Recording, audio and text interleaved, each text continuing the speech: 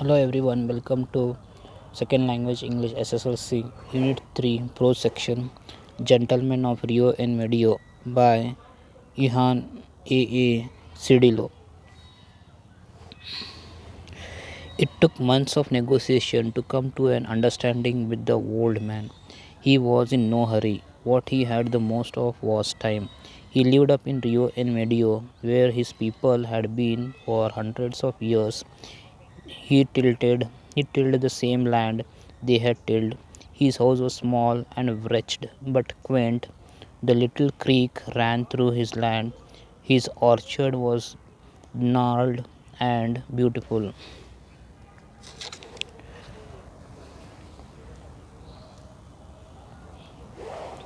The day of the sale, he came into the office.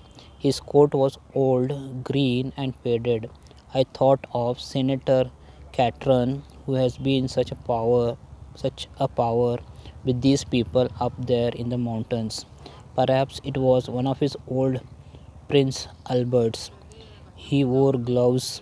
They were old and torn, and his fingertips showed through them.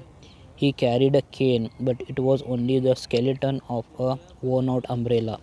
Behind him walked one of his innumerable kin, a dark young man with eyes like a gazelle. The old man bowed to all of us in the room. Then he removed his hat and gloves slowly and carefully. Chaplin once did that in a picture in a bank. He was the janitor. Then he handed his things to the boy who stood obediently behind the old man's chair. There was a great deal of conversation about Rain and his family. He was very proud of his large family. Finally, we got down to business. Yes, he would sell as he had agreed for $1,200 in cash. He would buy and the money was ready. We would buy and the money was ready. Don Anselmo, I said to him in Spanish, we have made a discovery.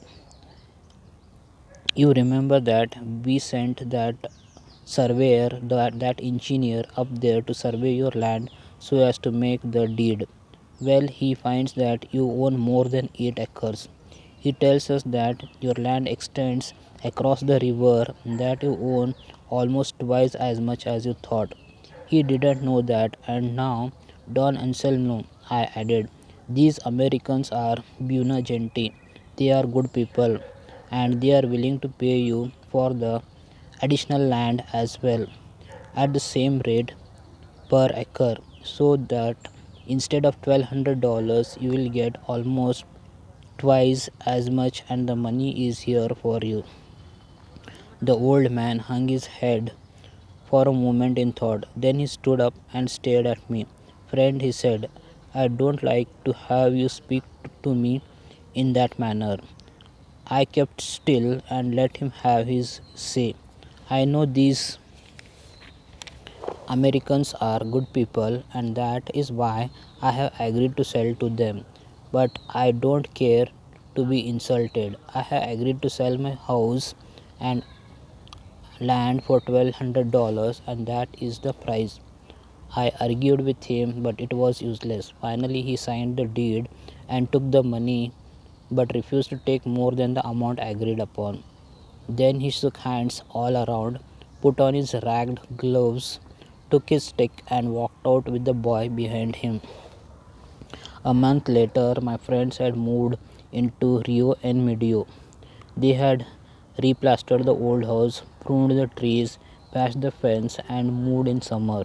One day they came back to the office to complain. The children of the village were overrunning their property. They came every day and played under the trees, built little play fences around them, and took blossoms. When they were spoken to, they only laughed and talked back good naturedly in Spanish. I sent a messenger up to the mountains for Don Anselmo. It took a week to arrange another meeting. When he arrived, he repeated his previous preliminary performance. He wore the same faded Katavi carried the same stick and was accompanied by the boy again. He shook hands all around, sat down with the boy behind his chair, and talked about the weather. Finally, I broached the subject. Don Anselmo, about the ranch you sold to these people. They were good people and want to be your good neighbors always. When you sold to them, you signed a document, a deed, and in that deed it agreed to several, several things. One thing was that they were to have the complete possession of the property. Now, Don Anselmo, it seems that every day the children of the village overrun the orchard and spend most of their time there. We would like to know if you, as the most respected man in the village, could not stop them from doing so in order that these people might enjoy their new home more in peace. Don Anselmo stood up. We have all learned to love these Americans, he said, because they are good people and good neighbors.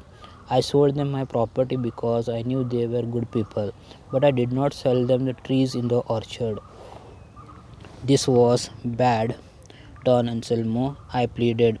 When one signs a deed and sells real property, one sells also everything that grows on the land, and those trees, every one of them, are on the land and inside the boundaries of what you sold. Yes, I admit that, he said. You know, he added, I am the oldest man in the village. Almost everyone there is my relative, and all the children of Rio and Medio are my sobrinos and nietos, my descendants.